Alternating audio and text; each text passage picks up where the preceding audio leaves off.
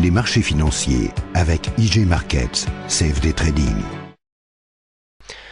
Bonjour, c'est Gilles du site boursicoté.com. Voici l'analyse technique des principales paires de devises du marché Forex, ainsi que l'analyse de l'or et du pétrole pour les matières premières. Et on commence tout de suite avec l'euro-dollar. L'euro-dollar donc qui en cette journée du mercredi 16 novembre 2011 a confirmé ici sa phase baissière puisque nous avons cassé ici la zone des 1,3484 qui correspondait au précédent point bas. Alors j'avais attiré votre attention hier sur cette possibilité. Ce qui de plus nous a donné un signal de trading donc qui était sur l'analyse écrite. Alors je vais me permettre de revenir sur ce signal puisque il a vraiment été au millimètre. Alors donc le signal c'était une cassure des 1,3480. Là je suis repassé en unité de temps de 5 minutes. Donc voilà, le signal est arrivé pendant la nuit, donc une cassure relativement nette, nette et précise comme on dit. Donc cassure ici des 1,3480, donc nous avions un stop financé à 1,3455. Les 1,3455 ont été atteints sans encombre, donc financement du stop, et puis nous avions un objectif à 1,3430. Alors si vous le cherchez, regardez, là on est descendu, et puis on est venu chercher un point bas ici sur cette bougie. Alors cette bougie, vous allez voir, on va la mesurer, 1,3429. Donc si on tient compte même du spread, là ici nous sommes sur un spread à 1 point, on a de toute façon donc un signal gagnant, mais je rappelle que sur ces signaux, les cotations doivent être prises sur le même, on prend soit le bid soit le ask pour l'entrée et la sortie. Le spread est à la charge de l'opérateur, savoir que on vient chercher 50 points, mais 50 points de cotation.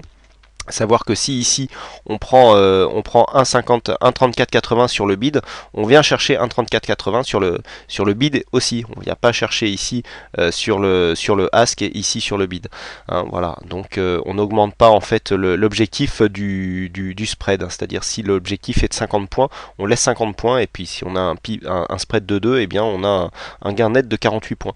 Donc ici le signal est gagnant et regardez ce qui s'est passé juste après. Eh bien les cours ont remonté et donc aurait stoppé donc cette position. Donc là vraiment un signal au millimètre, au point près. Et j'espère que vous avez été nombreux à le suivre.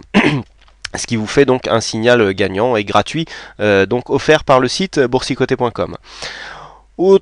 Sinon, au niveau de la tendance, eh bien, on a une formation en traîne de baissier qui commence à se définir, puisque si on reporte ici cette ligne sur le précédent plus haut, voilà, on peut remarquer ici que eh bien, nous avons la même phase, la même zone ici de résistance qui a joué et qui a provoqué donc une baisse sur le bas de la zone.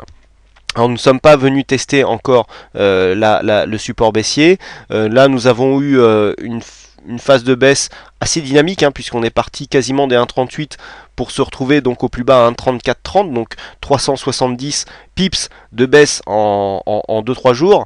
C'est vraiment énorme. Là on revient ici sous l'influence ici de cette phase technique assez survendue. On est revenu, vous voyez qu'on n'avait pas une grosse amplitude au niveau du MACD, d'ailleurs on commence à avoir une divergence haussière sur cet indicateur qui n'est pas encore visible sur les autres indicateurs, légèrement sur le RSI, mais pas encore sur le stochastique, qui pourrait nous donner les premiers signes d'un renversement de tendance. Là ici on revient donc sur la zone des 1,3526 qui était précédemment une zone de support. On revient tester cette zone comme une résistance et qui pourrait bien nous donner une confirmation de la phase baissière et donc un ralliement des objectifs ici donc du support baissier. Donc là demain on pourrait ici parier sur un objectif à 1,3360 qui correspond au prochain support donc à casser. Donc on a un premier support ici à 1,3419 et un prochain support ici à 1,3360 qui pourrait être donc l'objectif en cas de poursuite de la baisse ici sur ce mouvement. On peut viser ici un contact sur la moyenne mobile 20 exponentielle. C'est une moyenne mobile sur les tendances dynamiques qui est assez intéressante à jouer pour les prises de position. Donc là vous voyez qu'on est quasiment dessus. La moyenne mobile 20 exponentielle, c'est cette ligne rouge ici en pointillé. Donc au contact ici de cette zone, on peut shorter et essayer de trouver un objectif ici relativement bas. Attention, si on continuait à remonter ici, vous voyez qu'on est on a quand même des signaux de rebond sur cette phase. On pourra avoir une invalidation si des fois on dépassait ici la zone des 1,36. Sur le câble, eh bien, nous avons une baisse aussi qui s'accélère puisque cette zone de support qui commençait à jouer ici, d'ailleurs je vous avais plutôt orienté sur un possible rebond technique. Eh bien, vous voyez, ce rebond technique n'a pas eu lieu malgré une survente technique. Eh bien les cours ont continué à descendre. Vous voyez qu'on a commencé à avoir une belle amplitude ici sur le MACD. Là les cours se sont retournés ici.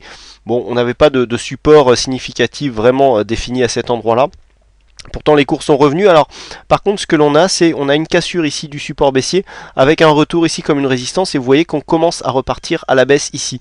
Donc là il pourrait s'agir tout simplement d'un mouvement technique qui confirme le fond de la tendance, hein, puisque la tendance court terme ici est clairement baissière, et donc une cassure ici de 1,5738 pourrait nous donner une confirmation avec un ralliement normalement assez rapide des 1,5713. Si on venait à dépasser, à casser durablement à la hausse la zone ici des 1,5820, eh bien on invaliderait cette continuité de tendance baissière.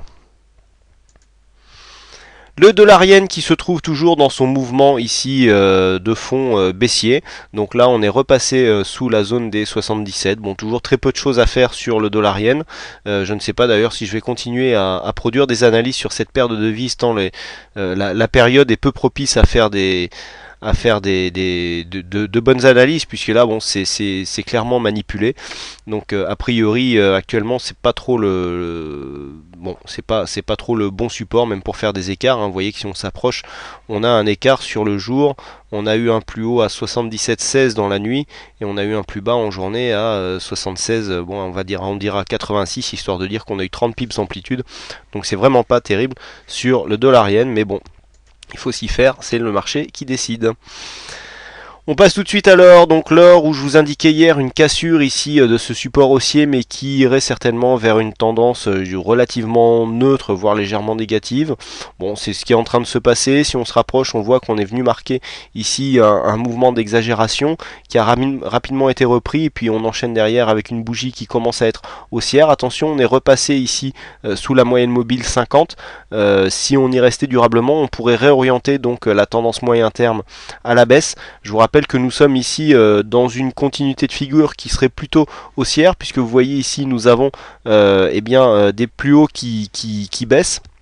Hein, je vais vous tracer ces lignes au lieu de vous en parler. Voilà. Donc là ici on a une résistance baissière qui est en train de se tracer comme ça. Et puis là si on trace au niveau des plus bas, eh bien nous avons ici voyez, voilà, ce genre de figure. Et donc si on s'éloigne un peu, et c'est clairement un triangle qui est en train de se former. Donc un triangle, normalement, vu qu'on vient ici du bas, normalement la sortie devrait être haussière, hein. Je rappelle que les triangles symétriques comme ça sont des figures de continuité de tendance. Donc là une petite attaque baissière qu'on est venu réintégrer rapidement. À mon sens ici il faut plus attendre une sortie haussière. Alors pour l'instant on n'a pas de grosses convictions directionnelles, hein. Vous voyez que au niveau des indicateurs on est relativement on est flat au niveau du RSI, du stochastique. On est légèrement baissier au niveau du MACD sur la tendance de fond, hein, ce qui explique un petit peu cette phase de glissement. Bon, donc pas grand chose pour l'instant, c'est du wait and see, hein, que sur l'or, à moins que l'on casse d'une manière assez dynamique ici ce point bas des 1736 $ l'once, et sur une zone haute à 1803 $ l'once. Et enfin on termine avec le WTI, donc le brut léger américain, qui s'offre une nouvelle dynamique, hein. Hier je vous disais aussi que nous avions une sortie de tendance qui s'acheminait ici vers une phase assez neutre. Eh bien la dynamique a repris aujourd'hui, on a recassé les précédents plus hauts, donc on est passé allègrement au-dessus des 100 $ le baril, pour aller marquer ici un plus haut proche des 102. Là vous voyez nous sommes clairement dans une phase où les cours sont tellement montés rapidement qu'ils sont sortis de la bande rouge, donc une phase de consolidation devrait voir le jour. On peut très bien revenir tester ici la barre psychologique des 100 $ le baril avant de continuer cette dynamique, hein. On est suracheté au niveau du RSI, le stochastique pas encore. D'ailleurs c'est assez rare, hein, cette configuration. En général c'est le stochastique qui rentre en premier en zone de surachat par rapport au RSI, qui est normalement moins dynamique, hein. Stochastique est très volatile. Là le MACD nous indique quand même une forte dynamique en cours d'un point de vue court terme. Bon attention, là une petite phase de consolidation n'est pas impossible sur cette phase. Voilà ce que l'on peut dire donc sur ces analyses des principales paires de devises, donc Forex et matières premières. Il ne me reste plus qu'à vous souhaiter à toutes et à tous une bonne soirée, bonne chance dans vos trades, et je vous donne rendez-vous dès demain pour de prochaines analyses. Les marchés financiers avec IG Markets, CFD Trading.